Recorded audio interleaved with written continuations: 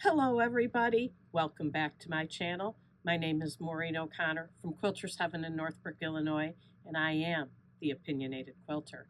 Today's episode, number 73, is Setting Yourself Up for Success with Strip Piecing. But before we get to today's episode, I'd like to share with you a pattern alteration that I made.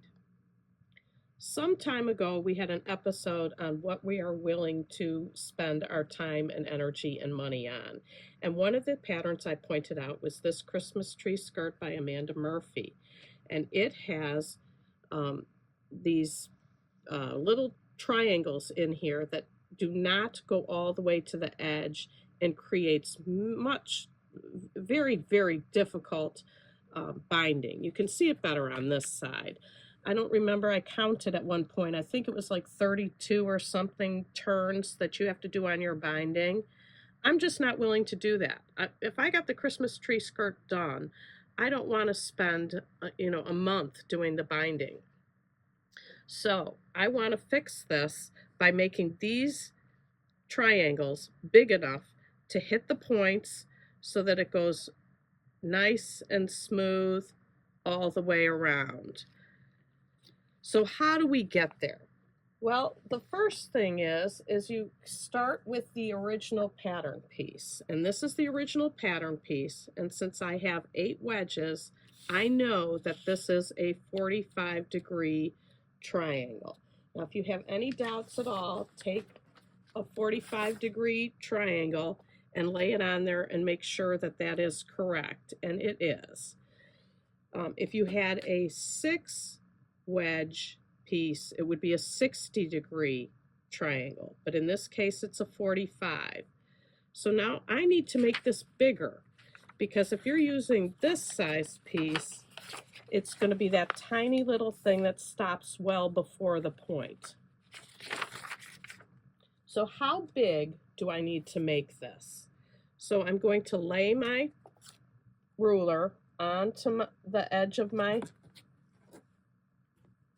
wedge here, and I'm going to say, how big do I need it? And I come up here to 11 and a half. So I've decided to do it 11 and a half, and I put post-it notes on here just so that when I cut these pieces, I can see across where I'm supposed to have my ruler lined up. So before I cut my fabric, I just want to make sure that my size is good. So rather than use fabric, I decide to use a piece of paper. And I often do this. I make a paper pattern first and try to get the size down with paper before I move on to fabric. So I took my ruler. I had to tape 2 pieces of 8.5 by 11 paper together because one wasn't big enough. And then I said I want to do 11 and a half. So I go ahead and draw it out. And sometimes I would actually cut it out, but in this case I just kind of folded it over so that I could see how well this fit. Actually, I have to go to this side to see how well it fits. And I laid it down here and I said, yeah, it looks like I have enough overhang, so I should be good. If you're nervous at all, you can always go up to 12 or 11 3/4 and trim back down. But I went with the 11 and a half, and I just cut my triangles out. And then you go ahead and sew one on this side, one on this side, and you do that to each wedge.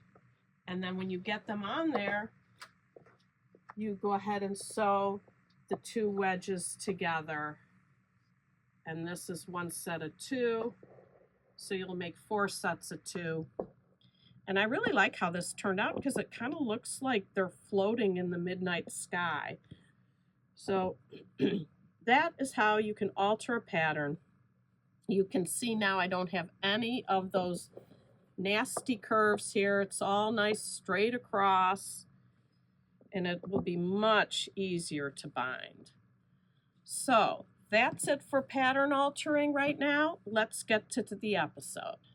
A couple of weeks ago, we picked fabric for a sunshine and shadow quilt.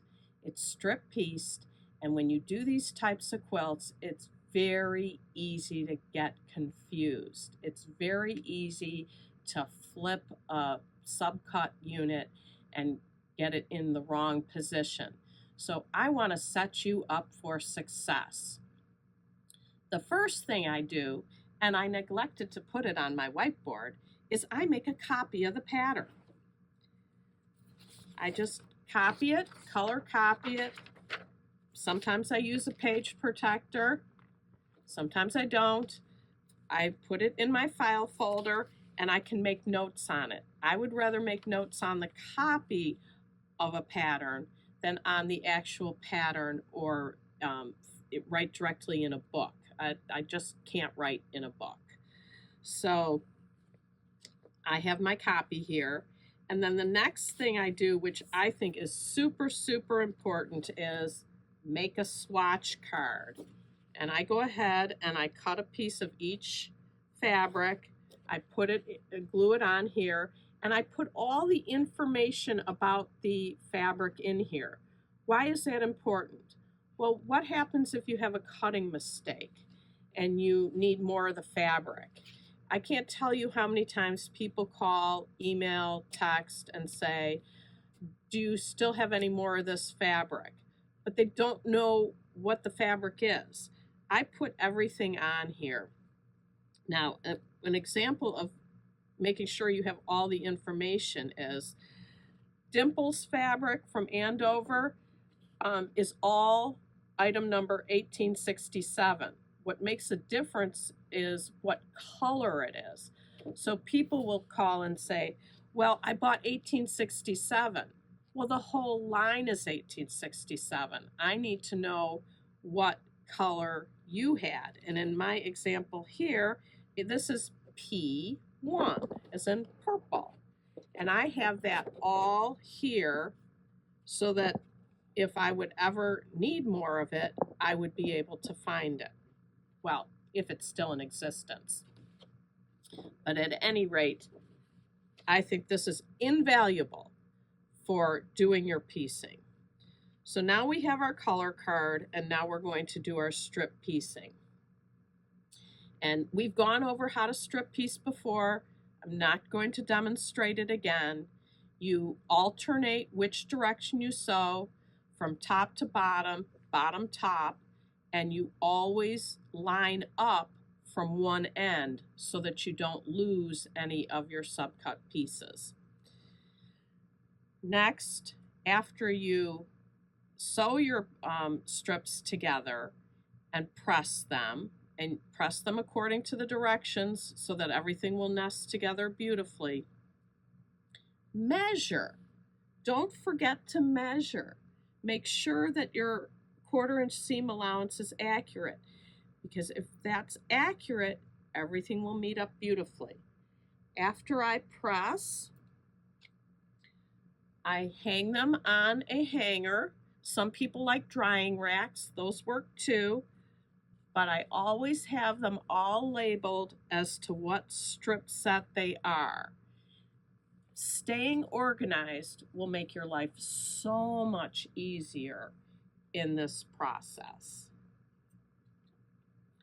You also, after labeling your strip sets, after you do your subcuts according to the pattern directions, you want to label your cut pieces. So I have cut pieces with Post-it notes again, pinned to my units, so that if I have to stop and come back, everything is all labeled and organized, because you don't want to get these out of order. That's where your pattern won't work. Next, make one of each unit. In my example here, I have to make 6 of unit 1 and 6 of unit 2. And I will make one first so that you don't make all 6 and find out you had something wrong in it. Also, this gives you a great template to lay your pieces on top of to make sure that everything is the same. Once you have one of each made, then you can continue and make the rest. So everybody, after we chose this fabric, everybody said, I want to see it finished. I want to see it finished. Well, it's not finished yet, but here is a great sampling of it that you can see how it will look in the end. And I am really happy with it. I think these colors are absolutely beautiful. And, you know, everybody has different tastes. Some of you will like this, some of you will not, and that's okay. Everybody should make the quilts that they like. And I'm very happy with this, and when I do get it done, I will show it to you. But in the meantime, if you're going to do a strip piece quilt, if you follow these simple organization steps, I think you will have a really successful strip piecing experience. And the most important thing is have fun. So that's today's episode. I hope you enjoyed it. Please like, share, and subscribe. And until next time, happy sewing.